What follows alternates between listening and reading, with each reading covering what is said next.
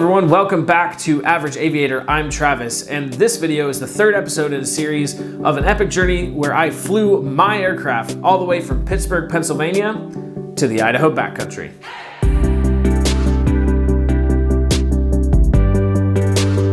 Now, if you haven't seen any of the previous episodes, you can check those out in the link in the description below. But the last episode, we left off with me being slightly unprepared for the hairy approach into Johnson Creek, but I still absolutely nailed the landing, and I was feeling pretty elated as I pulled into parking. Even as I passed a Beechcraft Bonanza, which dashed all of my hopes for being the hottest, fastest airplane into Johnson Creek that day. But it's okay, because I still felt really accomplished for having just landed at Johnson Creek after coming all this way as a low-time pilot. After I parked, I started setting up camp, and I talked to some of the people that had already flown in there, and they told me about the amenities at Johnson Creek and showed me around. And there's a reason why Johnson Creek is one of the more famous backcountry airstrips in Idaho. It's got all the amenities like Wi-Fi and showers, and it's got bikes and a car that you can take into town and get a bite to eat. But it's also got plenty of trails that you can go out and hike, and if you just want to chill out, it's a pretty cool place to relax as well. I decided to go on a hike because I just wanted to get away from the airplane and get some exercise, so I went on a hike to some hot springs. It was just nice to take a walk through the landscape that I had flown over not too much earlier. Once I got back from my hike, I started trying to plan where I was going to go next in the trip.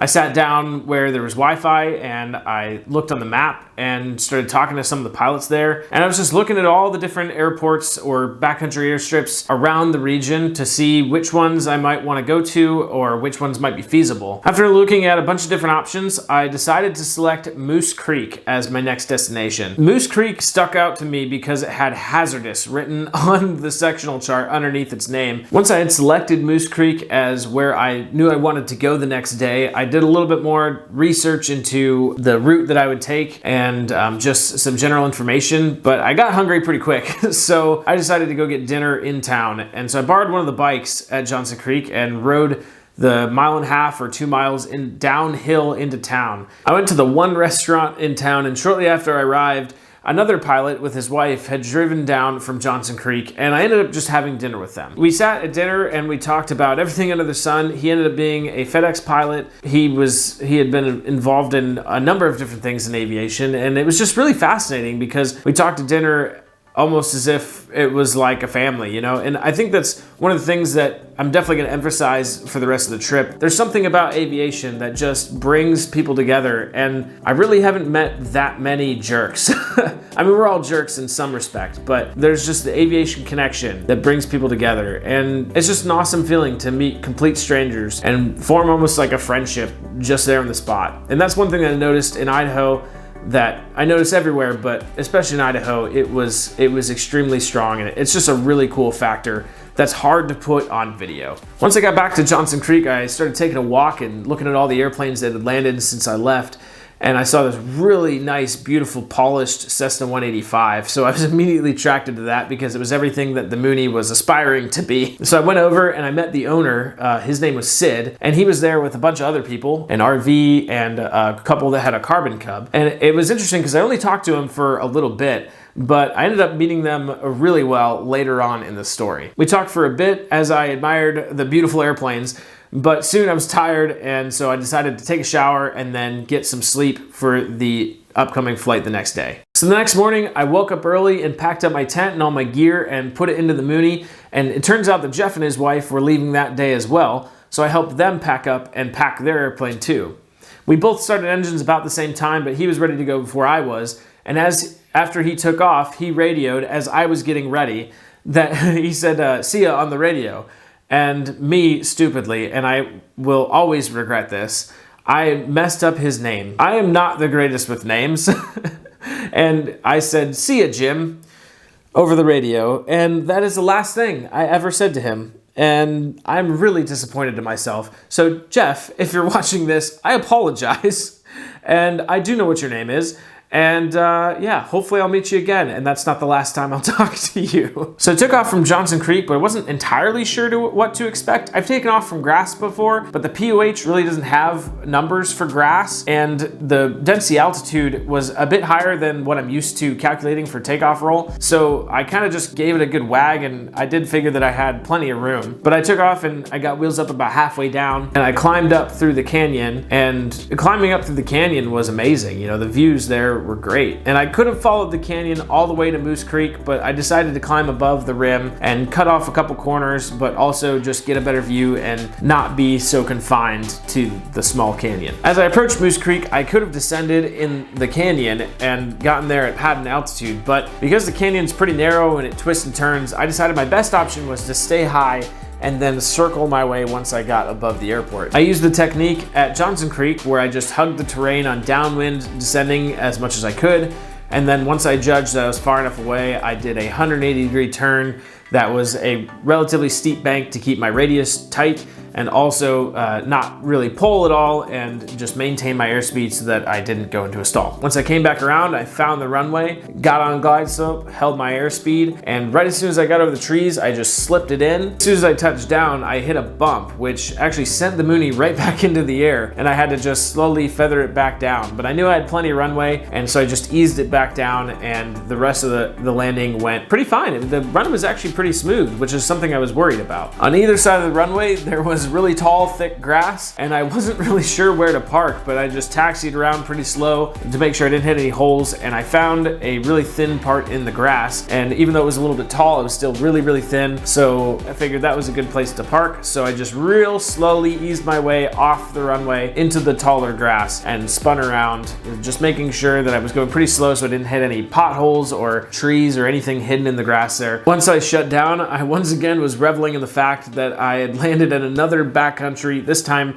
a real backcountry airstrip that was out in the middle of nowhere, and I'd absolutely stuck the landing once again, and it was a great feeling. You know, this is what I came out here to do. That was the point of the entire trip almost. After I landed and got my camp set up, I noticed that there were a couple other people there, and one was relatively close to me, so I decided to go over there and see if I can get some information or just the lay of the land for people that may have been more experienced than I was.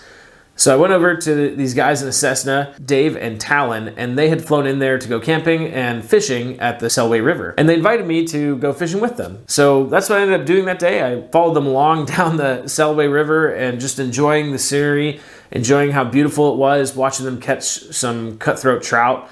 And it was just a really serene place to just enjoy nature, you know? And it was just nice to get away from everything and be out in the middle of nowhere. After we were done fishing, I marched up the really steep hill back up to the airfield, which was not really an easy task. And then I walked each runway just to see if there was any spots on the runways that might have been problematic for the Mooney. Once I was done walking the runways, I got pretty hungry, and I went over to Talon and Dave, and we ended up having dinner together and just talking for a really long time until it got dark. And me being dumb, I didn't bring a flashlight because when I got over there, it was during the day. And so I had to scramble my way back through to my airplane and to my campsite without a flashlight.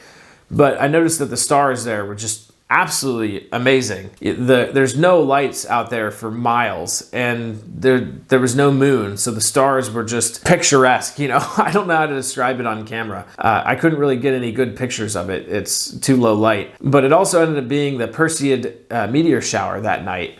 So instead of going to bed, I just laid up on the wing. That's one of the perks of having a low wing. I just plopped myself up on the wing and laid out and just watched the meteor shower for a while. It was just so cool to be able to do that somewhere way out in the middle of nowhere with not very many people around. And it just helped me clear my mind. And again, it's one of the reasons that I chose Idaho. One of the reasons I really was on the trip and what it all made it worth it.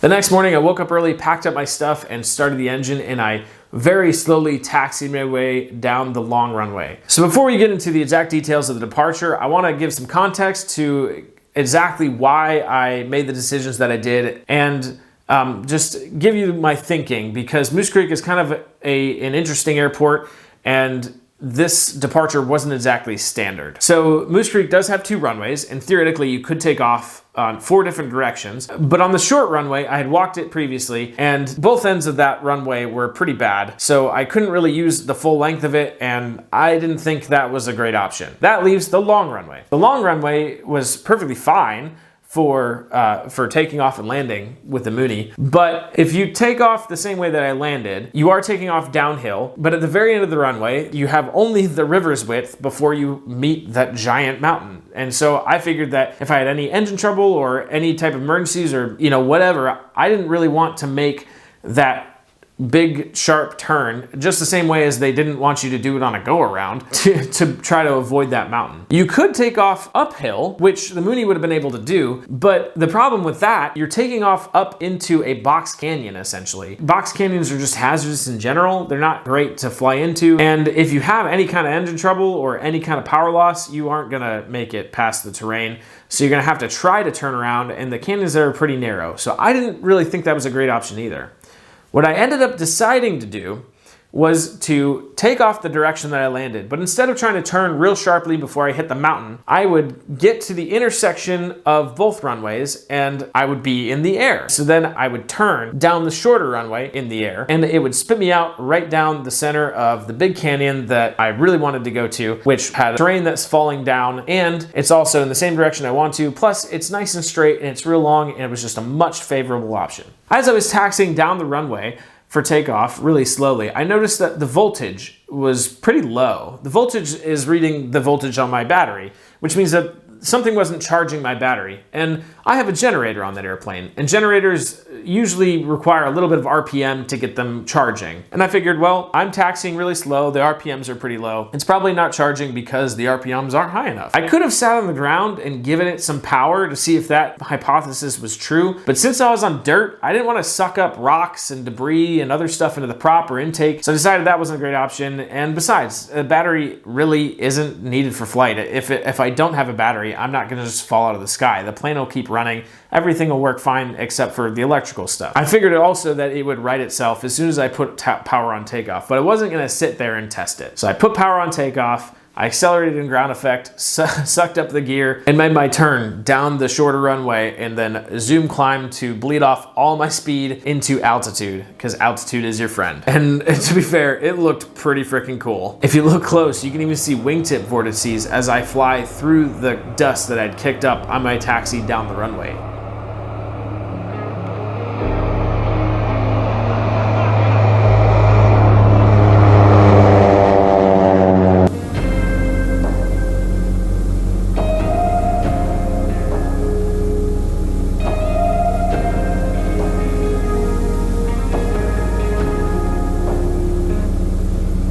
So as I was climbing out in the canyon, I sneaked a peek at my voltage that I hadn't looked at since my run-up, and I expected to see it fully charging, but it caught me off guard because it wasn't charging. It was still a little low, which I thought that it would come right back up as soon as I applied full power.